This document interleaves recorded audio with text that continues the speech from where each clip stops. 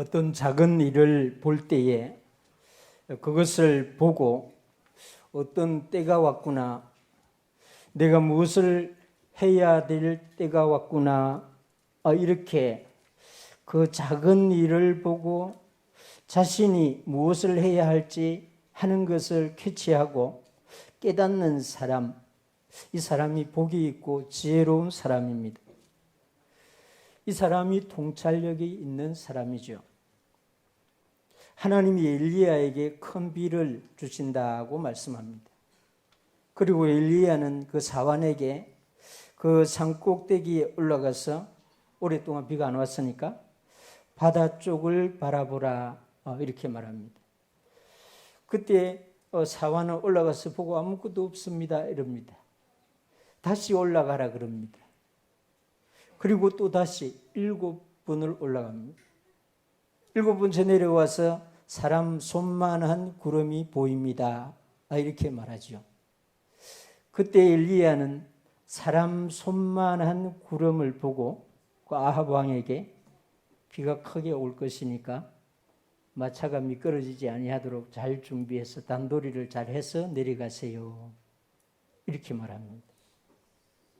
손만한 구름을 보고도 무슨 일이 일어날지를 예견하고 대비한 사람 엘리야. 이런 통찰력이, 특별히 영적인 통찰력이 여러분들에게 있기를 바랍니다. 제가 왜 이 말을 설교를 이렇게 시작하냐 하면은 오늘 본문을 잘 읽은 분들은 헬라인 몇 사람이 예루살렘에 와서 예수님을 만나러 왔는데 빌립, 자기 이름, 헬라인들 이름을 가진 예수님의 제자 필립에게 가서 당신 선생님 좀 만나려고 합니다, 이렇게 이야기를 하죠. 그래서 필립은 바로 안 가고 안드레하고 같이 가서 예수님, 헬라인이 찾아와서 선생님 좀 만나려고 합니다, 이렇게 말합니다. 그 말을 들은 예수님이 지금 제자들과 헬라인들에게 선포하는 말씀이 이것입니다. 예수님은 헬라인들이 자신을 찾아오는 것을 보고 때가 왔다는 것을 선포하고 있습니다. 그러니까 엘리야가 손바닥만한 구름을 보고 이제 큰 비가 옵니다 하는 걸 선포하는 것하고 맥이 통하는 그런 것입니다. 여러분 집에 여러분에게 어떤 조그마한 현상이 일어났는데 그것이 하나님이 약속하신 것과 연결이 되면은 이제 곧 그 일이 일어난다, 이거 믿으시면 됩니다. 그거 준비하시면 돼요. 오늘 본문이 그렇게 시작이 되는 것입니다. 예수님은 뭐라고 말씀합니까? 인자가 영광을 얻을 때가 왔다. 예수님은 헬라인 몇 사람이 오는 걸 보고 자신이 이제 무엇을 해야 하는지를 알고 제자들에게 선포하고 있습니다. 때가 왔다는 것입니다.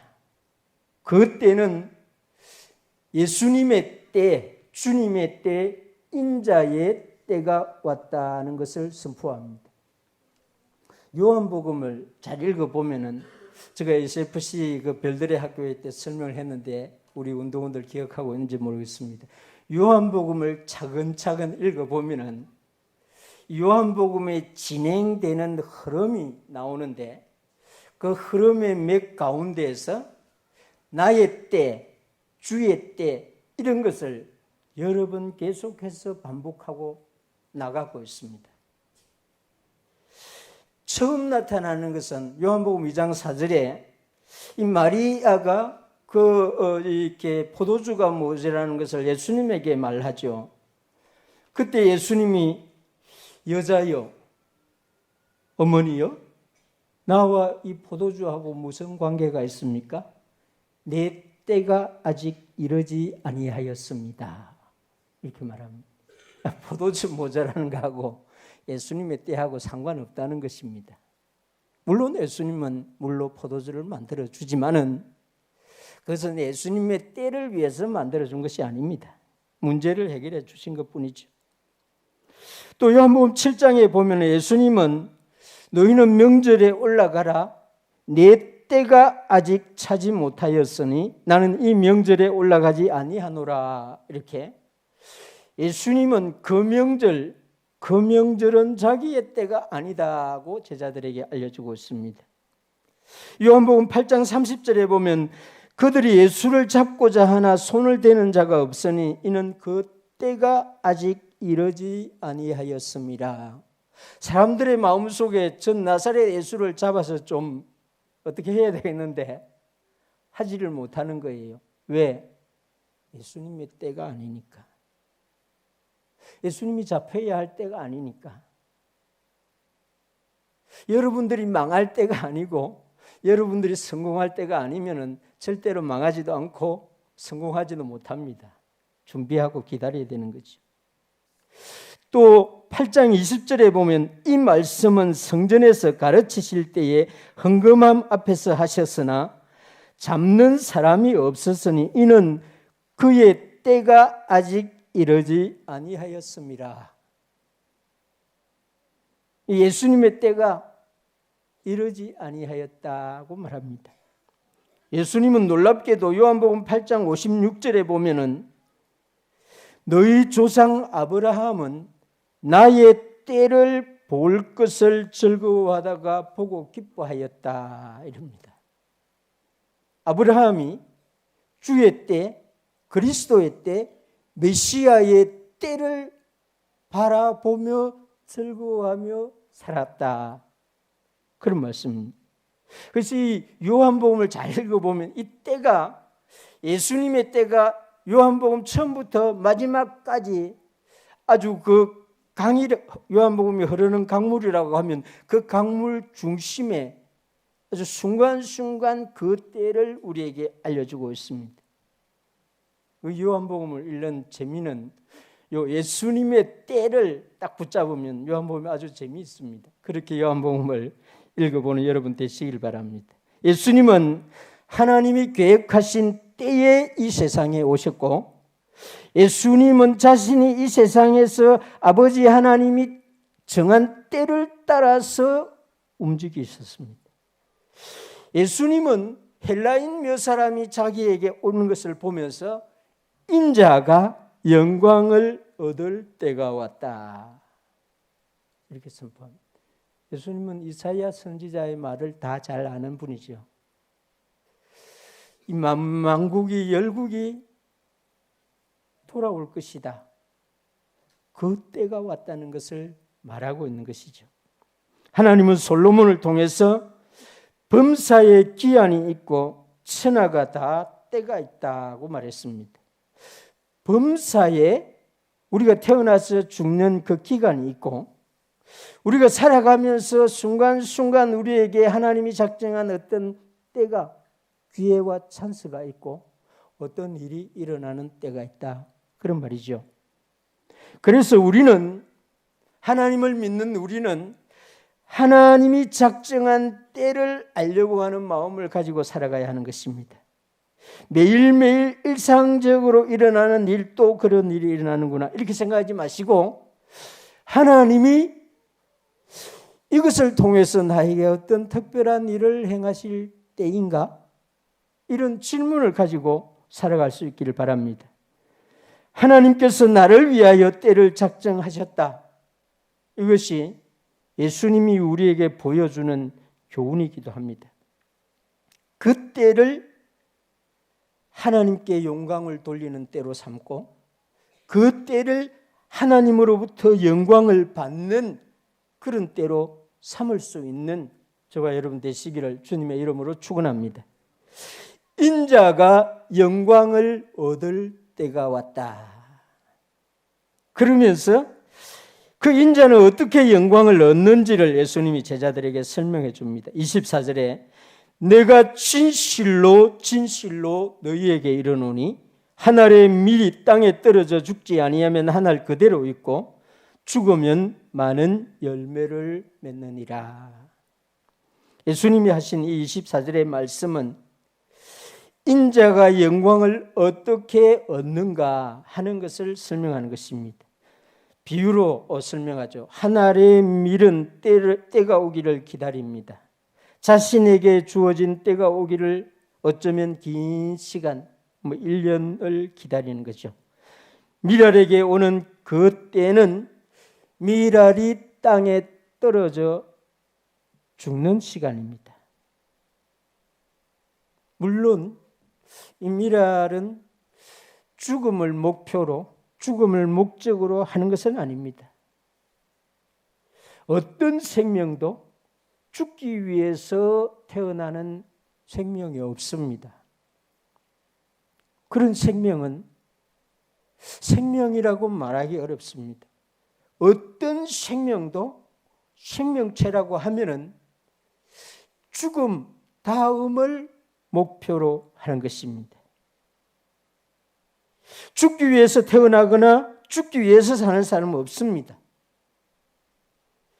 이 밀알은 자신이 죽는 목적을 갖고 있죠. 예수님이 말한 목적은 많은 열매를 맺기 위해서. 그래서 밀알은 만약에 밀알이 의식을 갖고 있다면 죽음을 두려워하지 않았을 것이다 생각합니다.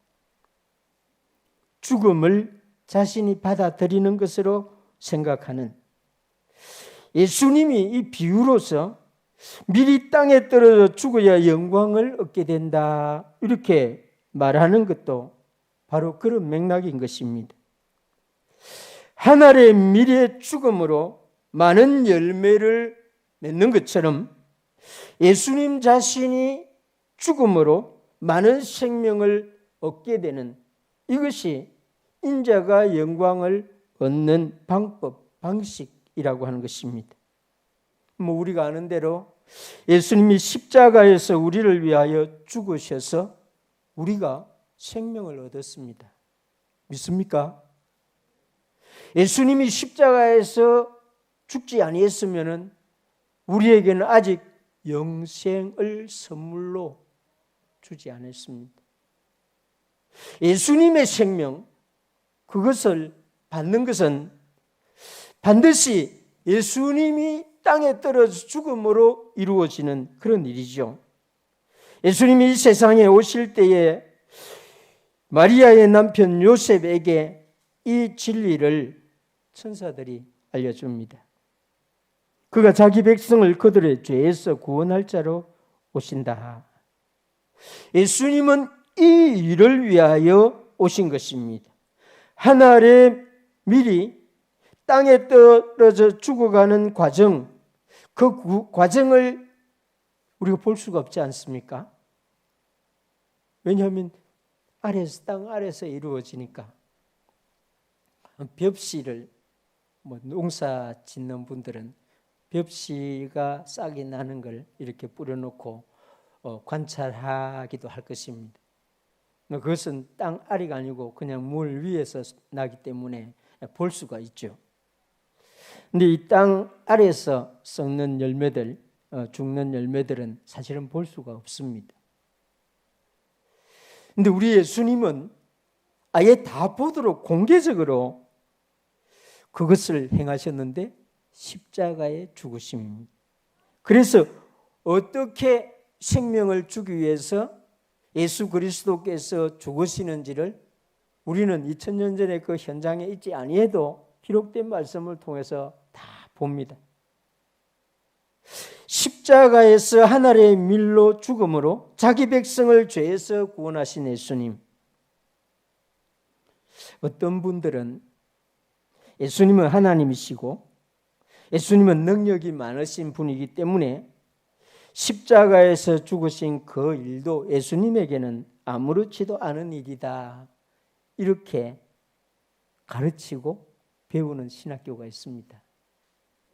예수님은 전능자이기 때문에 우리가 완전히 다르기 때문에 십자가의 고난 정도, 그 죽음을 통과하는 정도는 예수님에게는 별일이 아니다. 이런 식으로. 예수님은 하나님이시기 때문에 그렇다고 가르치는데 완전히 잘못 가르치는 거죠. 인자가 그의 영광을 얻을 때가 왔다. 사람의 아들이, 사람으로 오신 예수님이 그의 영광을 얻을 때가 왔다고 말합니다. 예수님이 하나님으로 십자가에 달리신 것이 아니라 우리와 같은 꽃 같은 사람으로, 죄는 없으신 사람으로 십자가에서 죽으셨습니다. 그래서 예수님은 하나님이기 때문에 십자가의 고난, 십자가의 일은 아무것도 아니고 예수님에게는 능히 할 수 있는 일이었다고 생각하거나 가르치는 것은 엉터리입니다. 예수님은 사람으로 오셨습니다. 인자로 오셨습니다. 우리와 꽃같은 연약함을 가졌었습니다. 고난을 당할 때에 느끼는 그 고통도 우리가 당하는 고통과 똑같은 것입니다. 우리가 느끼는 그 두려움을 인자도 똑같이 느낍니다. 27절의 말씀을 보면 알 수가 있습니다.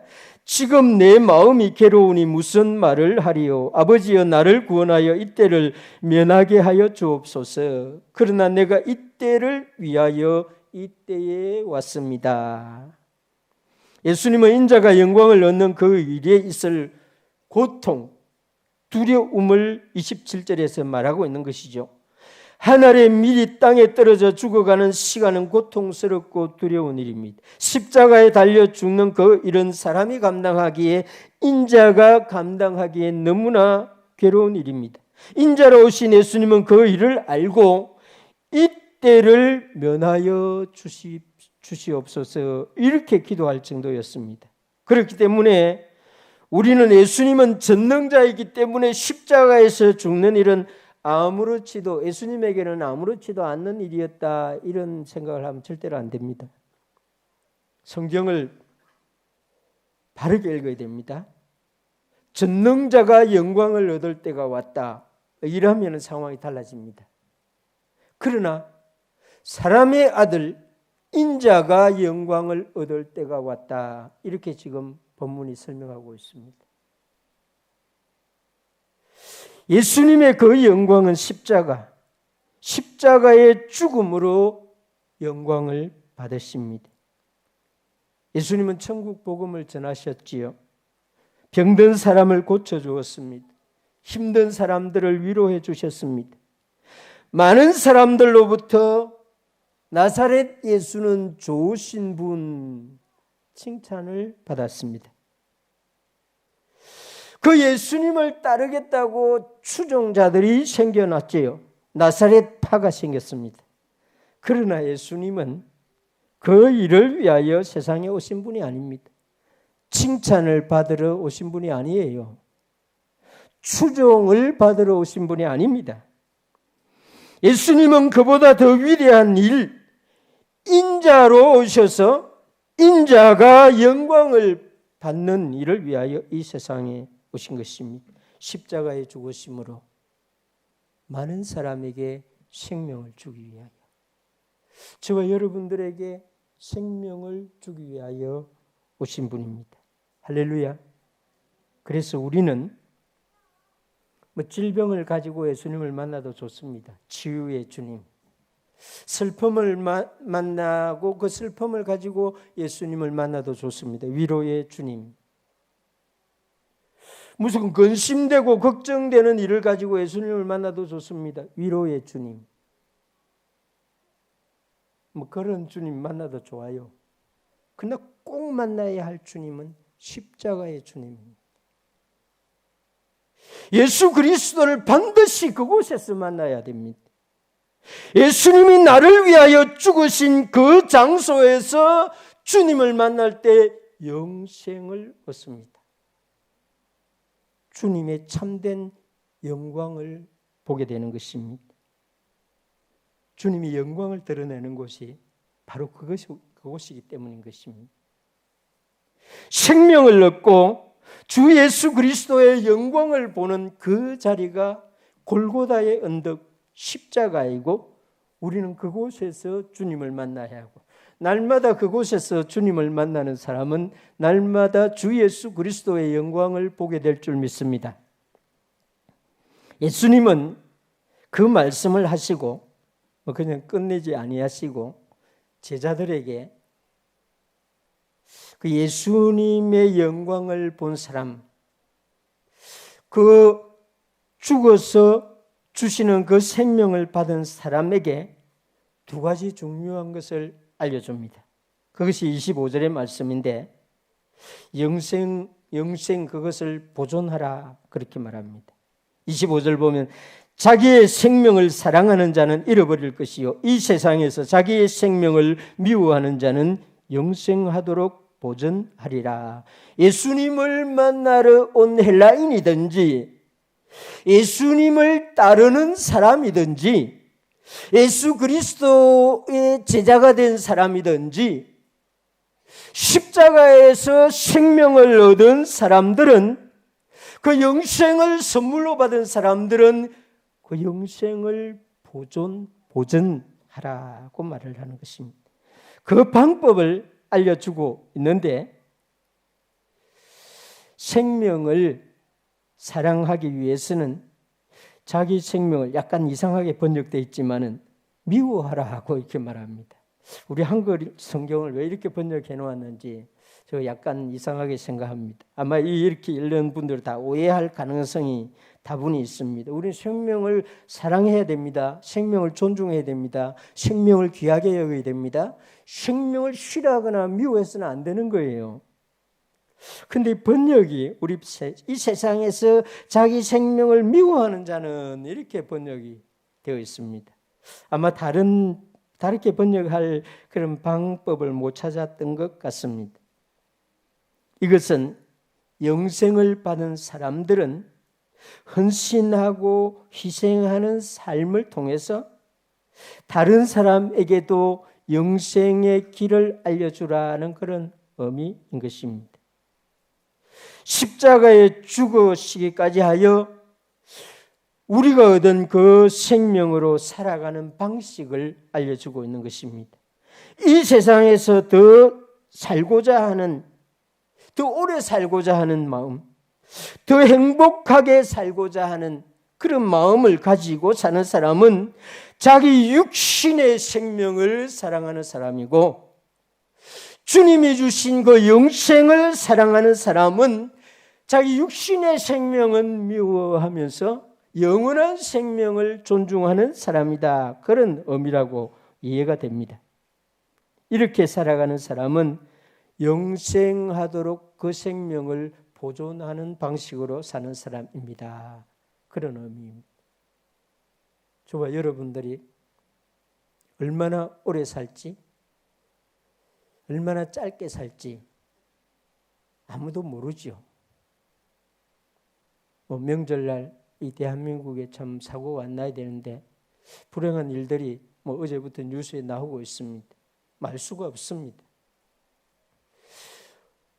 얼마를 살든지 주님께 받은 그 생명을 귀하게 여기고 존중하고 그 영원한 생명을 가지고 이 땅을 살아가라.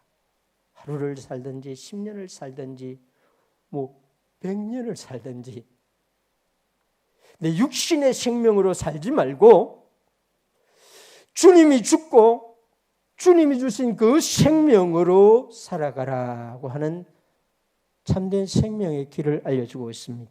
다른 하나는 예수님을 섬기면서 살아라 하는 것입니다. 26절에 사람이 나를 섬기려면 나를 따르라. 나 있는 곳에 나를 섬기는 자도 거기 있으리니 사람이 나를 섬기면 내 아버지께서 그를 귀히 여기시리라. 할렐루야.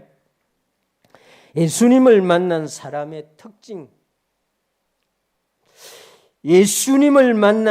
정말로 예수님을 만난 사람의 특징은 예수님을 섬기려고 한다는 것입니다. 예수님이 나를 섬기라 이렇게 가르치지 않아도 예수님을 만나고 예수님이 나를 어떻게 섬겨주셨는지를 알게 되면은 나도 예수님을 섬겨야 하는구나 이걸 알게 됩니다. 예수님을 바르게 아는 여러분 되시길 바랍니다. 예수님은 우리의 섬김을 받으러 온 것이 아니라 우리를 섬기러 왔다 이렇게 했습니다. 그래서 예수님은 죽기까지 우리를 섬겨주신 분이죠.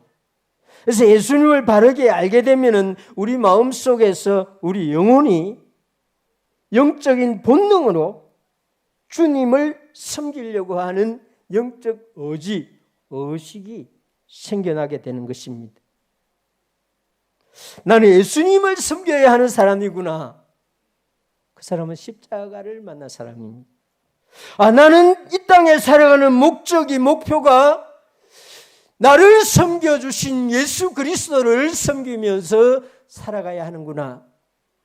이걸 깨닫게 된 사람은 골고다 언덕에 갔다 온 사람입니다. 저는 우리 교회 모든 성도님들이 오늘 이 예배 자리에 참여한 여러분들이 그런 은혜를 받기를 주님의 이름으로 축원합니다. 예수님이 지금 사람이 나를 섬기려면 나를 따르라 이렇게 말하고 있습니다. 예수님을 섬기는 사람에게 가장 중요한 일, 예수님을 따라야 한다는 것입니다. 예수님이 하신 말씀을 따라야 하고 예수님이 보여주신 그 행위, 본을 따라야 하는 것입니다. 예수님은 더 구체적으로 나를 섬기는 자는 나 있는 곳에 나를 섬기는 자도 거기 있으리라. 예수님이 있는 곳에서 예수님을 섬겨야 한다는 것입니다.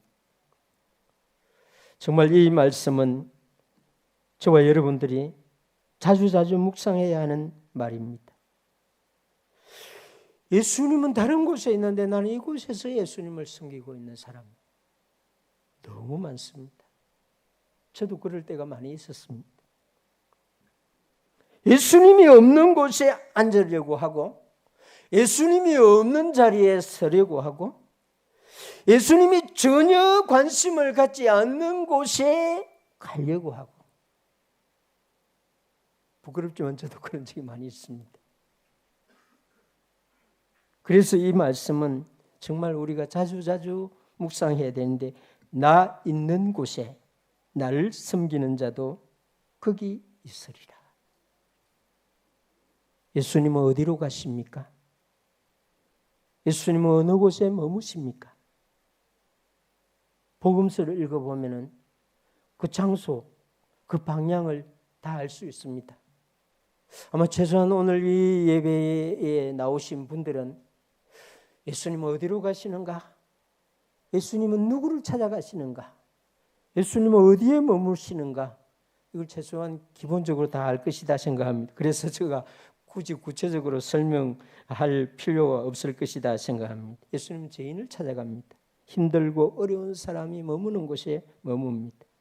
예수님이 주신 생명을 얻은 우리는 예수님을 섬기는 것을 행복으로 여길 수 있어야 합니다.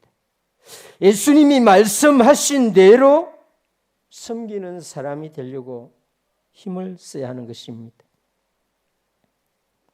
우리 4층, 3층의 식당 부엌에는 우리 주님이 있을 것이다 저는 믿습니다. 권사님들 자주 그곳에 들어가시기 바랍니다. 우리 주님이 그곳에 있습니다. 왜요? 예수님은 빵을 주시는 분, 배고픈 자에게 양식을 주시는 분이기 때문에 예수님은 여러분들이 드는 국자, 예수님이 들고 있습니다. 그곳에서 왜 나는 이런 고생을 해야 하나 그런 생각하지 마세요. 그곳에 주님이 있습니다. 예수님은 아무도 없는 곳에 외로운 사람이 있는 그곳에 옆에 계십니다. 여러분들이 그 사람에게 다가가면 주님을 느끼게 될 것입니다. 예수님은 자랑하는 사람들이 있는 곳에 예수님은 성공해서 자기를 나타내는 그런 자리에 없습니다. 예수님이 예루살렘 성전 바리새인들과 서기관들이 앉아서 음식 먹는 그곳에 앉은 적이 없습니다. 그래서 우리가 예수님을 섬기려고 하면은 예수님이 있는 곳으로 따라가야 되고 예수님이 있는 그곳에서 섬겨야 할 줄 믿습니다. 할렐루야. 이렇게 하면 어떻게 한다고요? 아버지께서 그를 귀히 여기시리라. 28절 보세요. 내 아버지께서 그 사람을 귀하게 여겨주실 것이다. 할렐루야. 여기까지가 오늘 예수님이 말씀하고자 하는 모든 것입니다. 이방인 헬라인이 오는 것을 보고 예수님은 인자의 때가 왔다. 내가 영광을 얻을 때가 왔다고 했습니다. 내가 영광을 얻을 때 내가 해야 하는 일은 십자가에서 죽는 일이다고 말씀합니다. 그 죽는 일을 통해서 너에게 생명을 주고 너희들은 그 생명으로 나를 따르고 나를 섬기면 아버지께서 귀하게 여기신다. 설교 너무 간단하죠? 예수님도 사실 메시지를 간단하게 전했습니다. 이 말씀이 이번 명절에 여러분들을 인도하고 하나님의 영광을 받는 축복의 말씀이 되기를 주님의 이름으로 축원합니다. 기도하겠습니다.